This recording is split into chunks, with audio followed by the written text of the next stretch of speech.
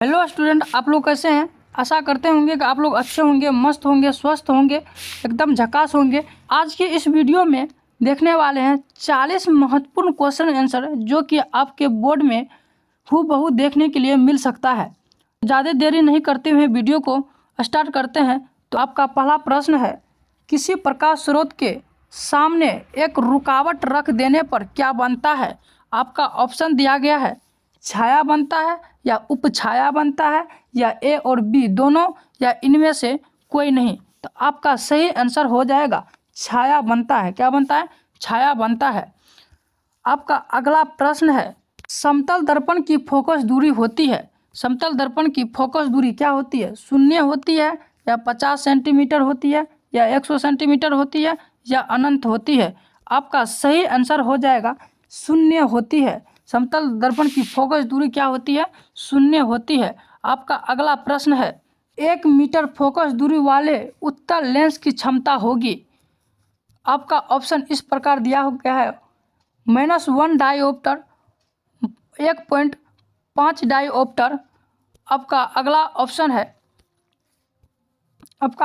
है 1 dioptre, 2 dioptre. तो आपका सही जवाब हो जाएगा 1 डायोप्टर।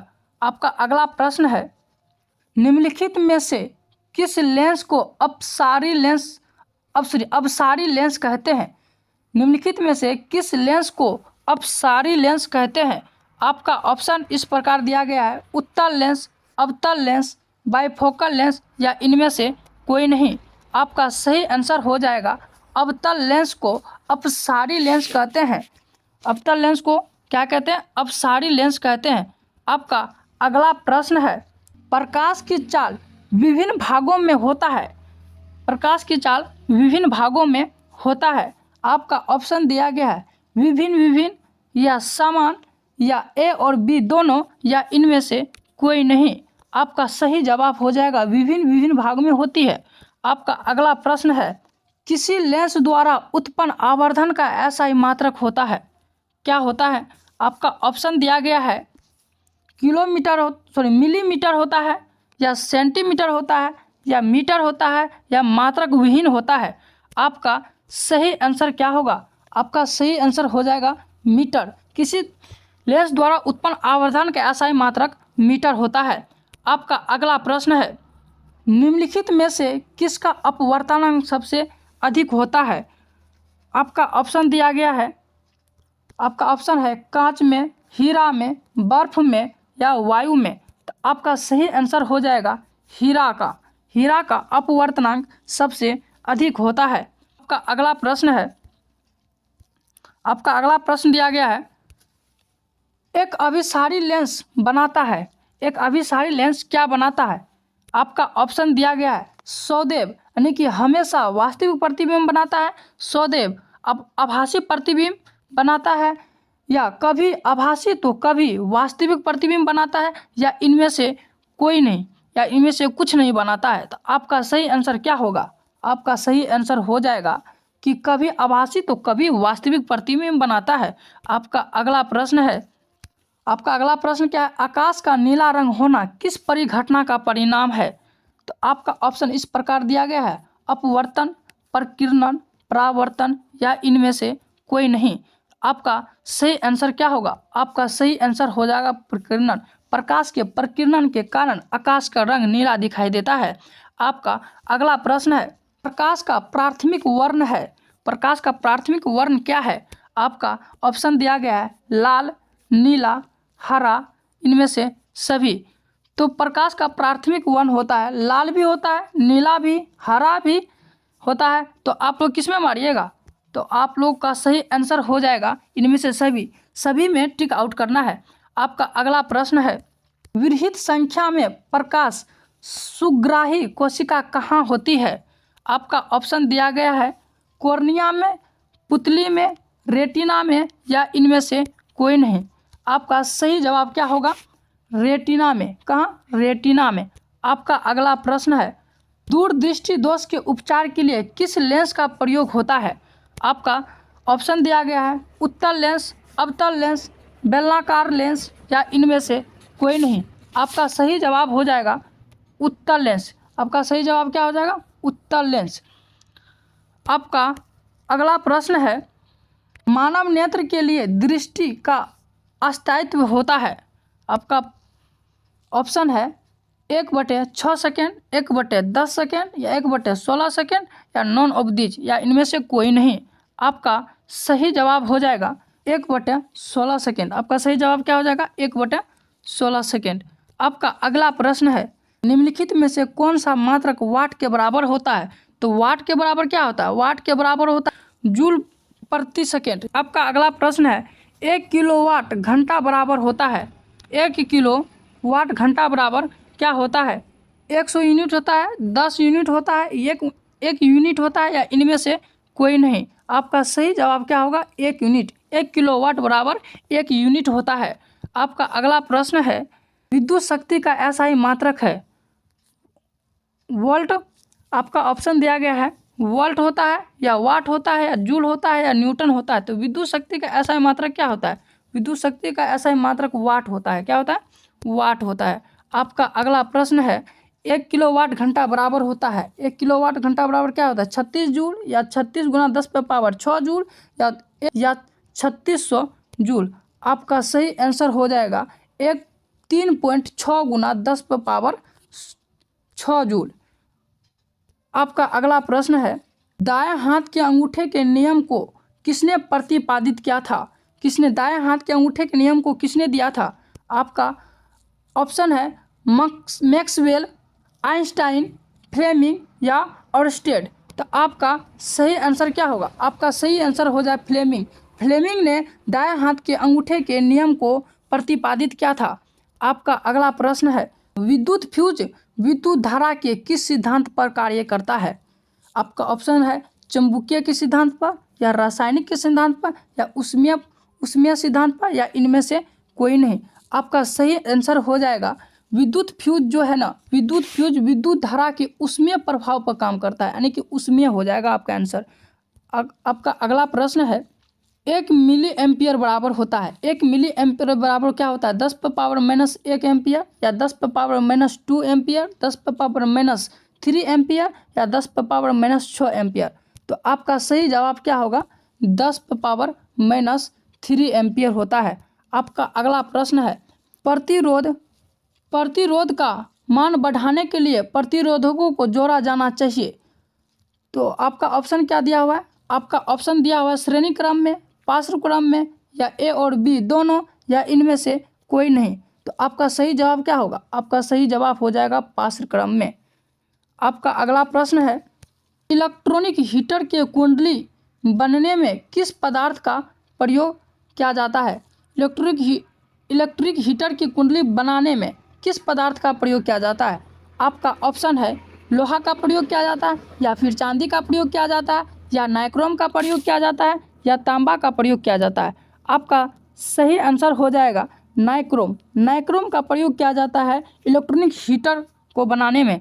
आपका अगला प्रश्न क्या है, निम्नलिखित में से कौन ग्लोबल वार्मिंग के लिए उत्तरदायी है? तो आपका सही आंसर हो जाएगा CO2। क्या हो जाएगा? CO2।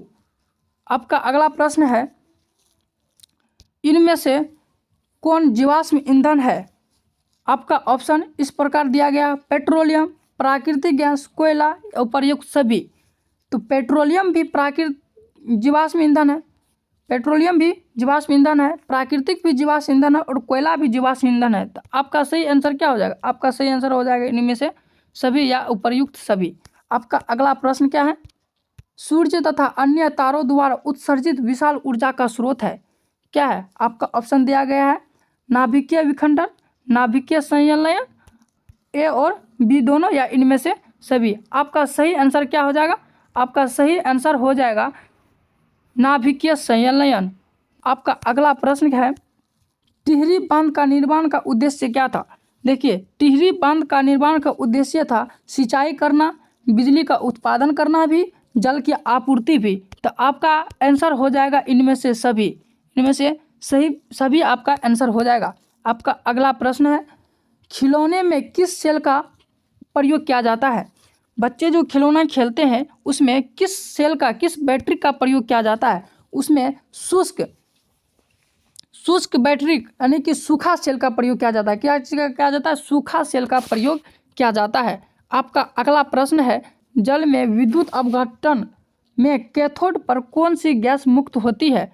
आपका ऑप्शन दिया गया है ओजोन, ऑक्सीजन, हाइड्रोजन, इनमें से कोई नहीं। तो आपका सही आंसर क्या हो जाएगा?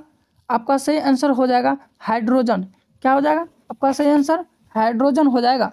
आपका अगला प्रश्न है, नीचे दी गई अभिक्रिया के संबंध में कौन सा कथन सत्य है? आपको यह समीकरण दिया गया है और पूछ रहा है कि इस नीचे में 4 ऑप्शन दिया गया है, कौन सा अभिक्रिया सही है?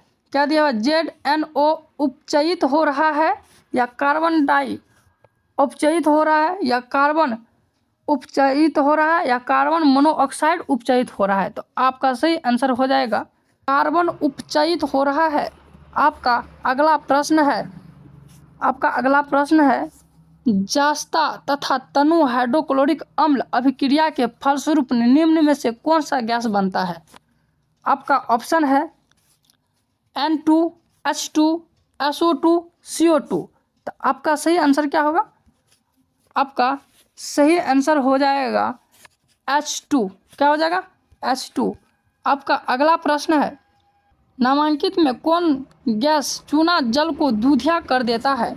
आपका ऑप्शन दिया गया है CO, CO2, O2, Cl2। तो आपका सही आंसर हो जाएगा CO2 यानी कि कार्बन डाइऑक्साइड। आपका अगला प्रश्न है, निम्नलिखित में से कौन बुझा हुआ चूना है? आपका ऑप्शन है COO, CaCO3, CaOH2 और Ca। तो आपका सही आंसर क्या हो जाएगा? आपका सही आंसर हो जाएगा सी नंबर CaOH2।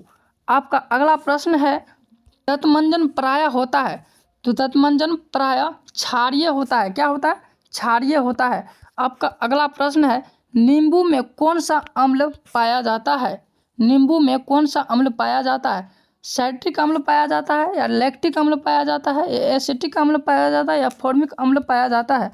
तो नींबू में हमेशा क्या पाया जाता है? साइट्रिक अम्ल पाया जाता है। आपका अगला प्रश्न है, मिल्क ऑफ मैग्नीशियम का pH मान होता है। तो मिल्क ऑफ मैग्नीशियम का pH मान क्या होता है? 4 होता है, 5 होता है, 8 होता है या 10.5 होता है? आपका सही आंसर हो जाएगा 10.5 होता है।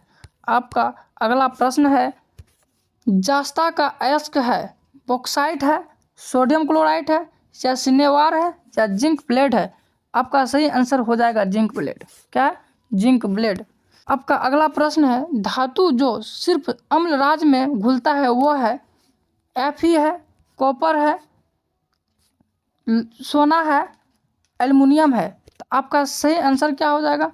सोना, Au। आपका अगला प्रश्न है, निम्नलिखित में कौन आयनिक यौगिक नहीं है? आपका ऑप्शन है CaCl2, CO2, KCl, HCN। आपका सही आंसर क्या हो जाएगा? आपका सही आंसर हो जाएगा CO2। आपका अगला प्रश्न है, हीलियम गैस है, सक्रिय गैस है या अक्रिय गैस है या उदासीन गैस है या इनमें से कोई नहीं? तो आपका सही आंसर क्या हो जाएगा? अक्रिय। हीलियम अक्रिय गैस है। आपका अगला प्रश्न और लास्ट प्रश्न है। आपका अगला प्रश्न और लास्ट प्रश्न है, सबसे कठोर प्राकृतिक पदार्थ है। सबसे कठोर प्राकृतिक पदार्थ है। आपका ऑप्शन दिया गया है लोहा है या सोना है या चांदी है या हीरा है। इसका आंसर आप लोगों को कमेंट में बताना है। इसका आंसर आप लोग कमेंट में बताइए और अगले वीडियो के लिए चैनल को सब्सक्राइब करें और लाइक करें। तब तक के लिए जय हिंद, जय भारत।